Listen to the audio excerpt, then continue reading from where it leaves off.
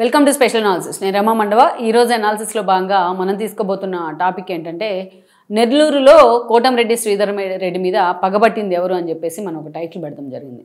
ఈ రోజున ఎప్పుడైతే నెల్లూరు కేంద్రంగా శ్రీకాంత్ ఎపిసోడ్ పెరోల్ మీద బయటకు వచ్చిన శ్రీకాంత్ ఎపిసోడ్ చాలా సీరియస్గా చర్చనీయాంశమైంది. ఆయన కేంద్రంగా ఏదైతే ఆయన ఫాలో అవుతున్న అరుణ లేడీ డాన్ పేరుతోని ఆమె కూడా హైలైట్ అవుతూ వచ్చింది. 2-3 రోజుల పాటు ఆ మీడియాలో హైలైట్ అయింది. కొంతమంది పేర్లు కూడా బయటికి చెప్పడం జరిగింది. పెరోల్ ఎవరు ఇచ్చారు శ్రీకాంత్కి అనేది. వాళ్ళ కేసులో నిందితుడిగా ఉన్న శ్రీకాంత్తో ఆమె సన్నిహితంగా ఉన్న వీడియోస్ కూడా వైరల్ అయ్యాయి. అంతేకాదు ఓపెన్గా ఆమె ఈ ఇష్యూస్ అన్నిటికీ కూడా అంగీకరించింది. ఇక అయితే ఆమె మీద గతంలో ఉన్న బ్లాక్మెయిలింగ్ కేసులోని ఆమెను పోలీసులు కూడా అద్దంకి దగ్గర అదుపులోకి తీసుకొని అరెస్ట్ కూడా చేయడం జరిగింది. అయితే ఈ ఎపిసోడ్ అరుణ లాంటి వాళ్ళ అరెస్ట్తోని మొత్తానికి ఈ ఎపిసోడ్కి బ్రేక్ పడుతుందని అందరూ అనుకున్నారు. ఈ ఎపిసోడ్ అందరితో ఒక ఫుల్ స్టాప్ పడుతుందని అందరూ అనుకున్నారు. కానీ వెరాజ్ ఈ ఇష్యూ ఈరోజు పొలిటికల్ టర్న్ తీసుకున్న పరిస్థితి కనిపిస్తోంది. పర్టికులర్లీ నెల్లూరు జిల్లాలో ఇష్యూ కాబట్టి దీన్ని ఏ రకంగా దీన్ని తమకు అనుకూలంగా వాడుకోవాలని వైఎస్ఆర్సీపీ భావిస్తూ ఉంది. ఎందుకంటే ఈ ఇష్యూ తెర మీదకి వచ్చిన దగ్గర నుంచి ఫస్ట్ అసలు ఈ ఇష్యూ కేంద్రంగా ఏదైతే వైఎస్ఆర్సీపీ టార్గెట్గానే విమర్శలు వచ్చాయి. వైఎస్ఆర్సీపీనే ఆ స్థాయిలో ఆమె వైఎస్ఆర్సీపీకి సింపథైజర్ కూడా, శ్రీకాంత్ కూడా వైఎస్ఆర్సీపీనే. అందుకనే ఆ స్థాయిలో వైఎస్ఆర్సీపీ గతంలో ఆమె వైఎస్ఆర్సీపీ అధికారాన్ని అడ్డబెట్టుకుని ఎలా చేసిందనే అంశాలు బయటికి వెలుగులోకి వచ్చాయి. కొన్ని సంచలనాలు కూడా వచ్చాయి. ఆ క్రమంలోనే ఈరోజు టీడీపీ వచ్చిన తర్వాత కూడా ఆమె కొంతమంది సచివాలయంలో తనకి పరిచయం ఉన్న వాళ్ళని అడ్డు పెట్టుకుని ఎలాంటి సాహసాలు చేశారనేది కూడా బయటకు వచ్చింది. ఇదంతా కూడా ఒక న్యూసెన్స్ అయితే క్రియేట్ అయింది, అటు మీడియాలో కావచ్చు, ఇటు సోషల్ మీడియాలో కావచ్చు. సో మొత్తానికి హోంమంత్రి అనితానే ఆ శ్రీకాంత్ని పెరోల్ మీద విడుదల చేశారన్న వార్తలు కూడా టీడీపీ కూడా అలర్ట్ అయింది. నిన్న మొన్న అటు లోకేష్ లాంటి వాళ్ళు కూడా ఆమెకి వార్న్ చేసే ప్రయత్నం అయితే చేశారు. ఇలాంటి విషయాల్లో ముందుగా చూసి అనలైజ్ చేసుకున్నాకే ముందుగా ఒక అంచనాకు వచ్చిన తర్వాతే పెరోల్ ఇవ్వాలి అనేసి. సో ఇవన్నీ కూడా ఈ ఎపిసోడ్ అంతా కూడా వైఎస్ఆర్సీపీ వైపు ఎంత అనిత ఉందనో టీడీపీ నేతలు ఉన్నారనో వార్తలు వచ్చినప్పటికీ ఈ టోటల్ ఎపిసోడ్ మొత్తం కూడా వైఎస్ఆర్సీపీ చుట్టూనే తిరిగింది. వైఎస్ఆర్సీపీని ఎంత డ్యామేజ్ చేయాలో అంత డ్యామేజ్ చేసింది. ఈరోజు వాళ్ళిద్దరూ ఆమె అరెస్ట్ అయ్యి జైలుకి వెళ్ళిన తర్వాత ఈ ఇష్యూని సడన్గా వైఎస్ఆర్సీపీ టీడీపీ వైపు తిప్పే ప్రయత్నం చేస్తుంది. తిప్పే ప్రయత్నమే కాదు, ఈ ఇష్యూలో ఉంది కోటంరెడ్డి అన్న పేరును కూడా బయటికి తీసుకొచ్చారు వైఎస్ఆర్సీపీ నేతలు. సో అరుణ బాధితుల్లోనే కాదు, అరుణకి ఇష్టమైన వాళ్ళల్లో అరుణ క్లోజ్ అసోసియేట్స్లో అటు అనిల్ కుమార్ యాదవ్తో పాటు ఇటు కోటంరెడ్డి కూడా ఉన్నారు అనేది వాళ్ళు తెర మీదకి తీసుకొస్తున్న అంశం. కోటంరెడ్డి అనిల్ కుమార్ యాదవ్లో వచ్చింది వైఎస్ఆర్సీపీ నుంచే, ఉండుంటే వైఎస్ఆర్సీపీ హయాంలో ఉన్నారేమో అనేది ఇంకొంతమంది ఏదైతే చర్చ.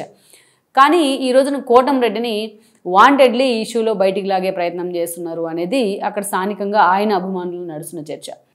నిజంగానే కోటంరెడ్డి మీద లోకల్గా స్థానికంగా ఉన్న నేతలు కొంతమంది పగబట్టారన్న చర్చ కూడా జరుగుతోంది. పగబడటానికి కారణం ఏంటనేది కూడా మనం చెప్పుకునే ప్రయత్నం చేద్దాం. నిజానికి కోటంరెడ్డి శ్రీధర్ రెడ్డి కాంగ్రెస్తోని అటు వైఎస్తోని సన్నిహితంగా ఉండేవాళ్ళు, కాంగ్రెస్తోని కూడా అత్యంత లాయల్గా ఉండేవాళ్ళు. ఏదైతే కాంగ్రెస్ నుంచి చిన్న చిన్న పదవుల నుంచి ఆయన వైఎస్కి సన్నిహితుడిగా మారారు నెల్లూరు జిల్లా నుంచి రిప్రజెంట్ చేస్తూ.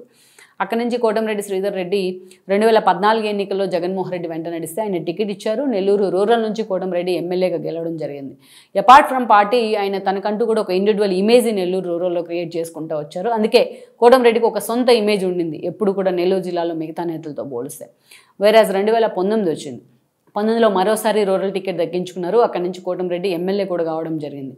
అయితే ఎమ్మెల్యే అయిన తర్వాత సరే కోటంరెడ్డి అటు పార్టీకి కానీ ఇటు జగన్మోహన్ రెడ్డికి కానీ వెరీ లాయల్ ఉండేవాళ్ళు. సో ఆయనకి ఎలాగైనా సరే జగన్మోహన్ రెడ్డి క్యాబినెట్లో బెర్త్ దొరుకుతుందని అందరూ కూడా అంచనా వేశారు. కానీ అప్పుడున్న ఈక్వేషన్స్లో జగన్మోహన్ రెడ్డి అనిల్ కుమార్ యాదవ్కి పెద్దపీట వేశారు. When compared with Kotamreddy, Anil Kumar Yadav ఒక అగ్రెసివ్ నేచర్ కానీ ఒక అగ్రెసివ్ యాటిట్యూడ్తో ఉండేవాళ్ళు. సో అలా జగన్మోహన్ రెడ్డి అనిల్ కుమార్ యాదవ్కి మొగ్గు చూపారు. అత్యంత కీలకమైన భారీ నీటిపారుదల శాఖ మంత్రి పదవి ఆయనకి ఇవ్వడం జరిగింది. కానీ మంత్రి పదవి ఇచ్చిన తర్వాత అనిల్ తన శాఖ కంటే తన వ్యక్తిగతంగా తన యాటిట్యూడ్ని ఎక్స్పోజ్ తీసుకున్న తీరు అతని మీద చాలా నెగిటివిటీని తీసుకొచ్చింది. కౌన్సిల్లో మాటకు ముందు అదేమంటే లోకేష్ మీదకి వెళ్ళిపోవడం, దాడి చేయడానికి, అసెంబ్లీకి వచ్చినప్పటికీ సినిమా డైలాగులు వేయడం, తన శాఖ కంటే మిగతా విషయాల మీద ఆయన ఎక్కువగా ఫోకస్ పెట్టే ప్రయత్నం చేయడం, ఒక ఫిల్దీ లాంగ్వేజ్ని అనేక సార్లు వాడే ప్రయత్నం చేయడం, ఫైర్ బ్రాండ్ అనే ఇమేజ్ తెచ్చుకునే క్రమంలో తను నిజంగా ఫైర్ బ్రాండా కాదని ఆలోచించకుండా ఎన్నోసార్లు అవసరమైన దానికంటే ఎక్కువ మాట్లాడుతూ ఆయన ప్రత్యర్థులకు కూడా ఆయన టార్గెట్ అయ్యారు. అదే పోలం మీద క్వశ్చన్ అడిగితే కూడా నవ్వులు పాలయ్యేవాళ్ళు చాలాసార్లు.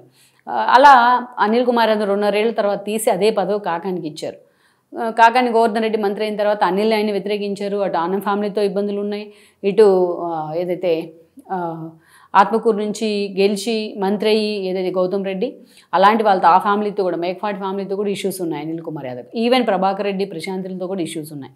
ఒక్క కొవ్వూరు ఎమ్మెల్యేగా పనిచేసిన 19 నుంచి 24 వరకు ఎమ్మెల్యేగా పనిచేసి మొన్నటి ఎన్నికల్లో ఓడిపోయిన ఏదైతే ప్రసన్న కుమార్ రెడ్డితో మాత్రమే సత్సంబంధాలు ఉండేవి అనిల్కి. సో ఓవరాల్గా చూస్తే కాకాని మంత్రి పదవి ఇచ్చారు కాబట్టి ఆయన కూడా వ్యతిరేకించారు. ఇక ఏదైతే ఎమ్మెల్యే కోట ఎమ్మెల్సీ ఎన్నికల సమయంలో ఆ రోజు కోటంరెడ్డి లాంటి వాళ్ళు పూర్తిగా జగన్మోహన్ రెడ్డికి వ్యతిరేకంగా క్రాస్ ఓటింగ్ చేసి పార్టీ నుంచి సస్పెండ్ అయ్యారు వాళ్ళు. అదే జిల్లాకు చెందిన కోటంరెడ్డి కానీ, ద్వారంపూడి మేకపాటి చంద్రశేఖర్ రెడ్డి కానీ, అదేవిధంగా ఆనం రామనారాయణ రెడ్డి, వీళ్ళకి తోడు ఉండవల్లి శ్రీదేవి ఏదైతే తాడిపత్రి నుంచి. సో అలా వీళ్ళు నలుగురు కూడా పార్టీని సస్పెండ్ అయ్యారు. వీళ్ళలో 3 నెల్లూరు జిల్లాకు చెందిన వాళ్ళే. కోటంరెడ్డి ఎప్పుడైతే పార్టీని వీడారో అప్పటి నుంచి కూడా అనిల్ కుమార్ యాదవ్ ఆయనకు కూడా శత్రువుగా మారారు. అలా వాళ్ళిద్దరు కూడా టార్గెట్ చేసుకుంటా కోటంరెడ్డిని టార్గెట్ చేస్తూ ఉండేవాళ్ళు అనిల్ కుమార్ యాదవ్. ఇలా ఆల్మోస్ట్ ఇక ప్రత్యర్థి కోటంరెడ్డికి ఎప్పుడైతే పార్టీని వీడారో అప్పటి నుంచి ఆయనకి ప్రత్యర్థులు ఎక్కువయ్యారు వైఎస్ఆర్సీపీలో. అటు అనిల్ కుమార్ యాదవ్ టార్గెట్ చేసేవాళ్ళు, ఇటు కాకాని టార్గెట్ చేసేవాళ్ళు, ఆఖరికి బోరుగడ్డ అనిల్ లాంటి వాళ్ళు కూడా కోటంరెడ్డిని చాలా దారుణంగా టార్గెట్ చేసిన సందర్భం అయితే ఉంది. అయితే అదే సమయంలో టీడీపీ ఆయనకి రెడ్ కార్పెట్ వేసింది. లోకేష్ పాదయాత్రను కూడా నెల్లూరు జిల్లాలో ఆయన సక్సెస్ చేశారు. సో దాని ఫలితమే పార్టీ ఆయనకి టికెట్ అయితే ఇచ్చింది. అక్కడి నుంచి మొన్నటి ఎన్నికల్లో గెలిచారు. గెలిచిన తర్వాత కోటంరెడ్డికి ఒక సోలో ఇమేజ్ ఉంది. ఆల్రెడీ మనం చెప్పుకున్నాం. అపార్ట్ ఫ్రమ్ పార్టీ ఒక ఇండివిజువల్ ఇమేజ్ అయితే ఉంది. ఆయన ప్రత్యర్థి అయిన అనిల్ కూడా ఈరోజు అక్కడ ఓడిపోయినారు. ఆయన పూర్తిగా టీడీపీలో ఎస్టాబ్లిష్ అవుతూ ఉన్నారు. అటు మంత్రి కాకపోయినా తన కాన్స్టిట్యున్సీకి దాదాపు 350 కోట్ల నిధులు తెప్పించుకున్నారు ఈ 1.5 ఇయర్ కాలంలో. అందుకే లోకేష్ కూడా ఎప్పుడు కూడా ఆయన కలిసినప్పుడల్లా కూడా ఆయన పొగుడుతూ ఉంటారు కోటంరెడ్డిని. అందుకే ఈరోజు మరోసారి క్యాబినెట్ ఎక్స్పాన్షన్లో కోటంరెడ్డికి అవకాశం దక్కుతుందనే చర్చ జరుగుతోంది. లోకేష్ ఆయనకు ఒక బంపర్ ఆఫర్ ఇవ్వబోతున్నారు. అటు పనిచేసే తీరులో కావచ్చు, మిగతా అంశాల్లో కోటంరెడ్డి ఎప్పుడూ అందరికన్నా ముందే ఉన్నారు. అందుకే ఆ జిల్లా నుంచి ఈక్వేషన్స్లో కోటంరెడ్డికి క్యాబినెట్ ఎక్స్పాన్షన్లో మంత్రి పదవి దక్కుతుంది అనేది దాదాపు 2-3 నెలలుగా జరుగుతున్న ప్రచారం. అందుకే ఈరోజు కోటంరెడ్డి మీద అక్కడ వ్యతిరేకత పెరుగుతుంది స్థానికంగా అనేది ఒక చర్చ అయితే. అందుకే కోటంరెడ్డికి మంత్రి పదవి దక్కితే చాలామందికి అక్కడ ఎగ్జిస్టెన్స్ ఉండదు. అందుకని ఈరోజు కోటంరెడ్డి అక్కడ సాఫ్ట్ టార్గెట్ అవుతున్నారు అని కూడా చెప్తా ఉన్నారు. అనేక రకాల ఇష్యూల్లో కోటంరెడ్డిని ఈ ఎపిసోడ్ జరిగిన వారం రోజులు ఎక్కడా కూడా కోటంరెడ్డి పేరు వినిపించలేదు. ఈరోజు అనిల్ కుమార్ యాదవ్ పేరు ఎప్పుడైతే అరుణతో లింక్ చేసి పేరు తెర మీదకి వచ్చిందో అప్పుడు కోటంరెడ్డి పేరును కూడా వైఎస్ఆర్సీపీ తెర మీద తీసుకొచ్చే ప్రయత్నం చేస్తుంది. ఇంకా ఆయన మీడియా ముందుకు రాలేదు. ఇంకా దీన్ని ఖండించే ప్రయత్నం అయితే చేయలేదు కోటంరెడ్డి శ్రీధర్ రెడ్డి. కానీ ఆయనకు సంబంధించి రకరకాల వార్తలు జగన్మోహన్ రెడ్డి మీడియాలో బయటకు వస్తూ ఉన్నాయి. ఎందుకంటే ఆ రోజు అవుట్ అండ్ రైట్గా ఇంతమంది వైఎస్ఆర్సీపీ నుంచి బయటకు వచ్చిన 4 ఎమ్మెల్యేలు జగన్మోహన్ రెడ్డిని అవుట్ అండ్ రైట్ టార్గెట్ చేసింది కోటంరెడ్డి. ఇక బోరుగడ్డ అనిల్ లాంటి వాళ్ళకి సాఫ్ట్ టార్గెట్ అయింది కోటంరెడ్డి. అనిల్ కుమార్ యాదవ్ లాంటి వాళ్ళకు టార్గెట్ అయింది కోటంరెడ్డి. అనేక రకాలుగా కోటంరెడ్డిని ఎన్నికలకు ముందు ఇబ్బంది పెట్టే ప్రయత్నం చేశారు, ఎన్నికల తర్వాత ఇబ్బంది పెట్టే ప్రయత్నం చేశారు. అయినా సరే ఈరోజు అటు పార్టీ అధిష్టానం దగ్గర మంచి మార్కులు కొట్టేసి మంత్రి పదవి రేస్లో ఉన్నారు కాబట్టి కోటంరెడ్డి ఈ రోజున మిగతా వాళ్ళకు కూడా విత్ ఇన్ ద పార్టీలో వాళ్ళకు కూడా సాఫ్ట్ టార్గెట్ అయ్యారని చర్చ అయితే నడుస్తుంది.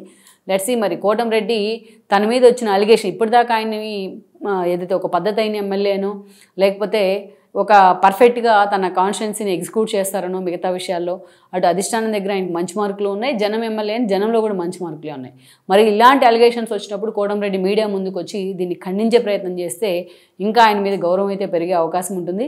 అయితే కోటంరెడ్డి మీద సొంత పార్టీ నేతలే పగబట్టారా, ఆయన ఎక్కడ మంత్రి అయితే అటు అనిల్ కుమార్ యాదవ్ దగ్గర నుంచి మిగతా నేతలకు చెక్ పడుతుందా అని వైసీపీ నేతలు ఆయన పేరును బదనాం చేసే ప్రయత్నం చేస్తున్నారా, లేకపోతే అవకాశం దొరికింది కాబట్టి జగన్మోహన్ రెడ్డి ఎదిరించి బయటకు వెళ్ళారు కాబట్టి ఇదే కోటంరెడ్డిని టార్గెట్ చేయడానికి సరైన అవకాశం అని వైఎస్ఆర్సీపీ భావిస్తుందా అనేది కోటంరెడ్డి ఈ విషయం మీద క్లారిటీ ఇస్తే బాగుంటుంది. ఆయన అభిమానులు కూడా అదే కోరుకుంటా ఉన్నారు. లెట్స్ సీ మరి ఈ ఎపిసోడ్లో కోటంరెడ్డి మీద పగబట్టింది ఎవరు అనే విషయం ఇంకొద్ది రోజుల్లోనే తేలిపోబోతుంది. ఈ వీడియో మీకు నచ్చినట్లయితే please share, like and subscribe R24 Telugu.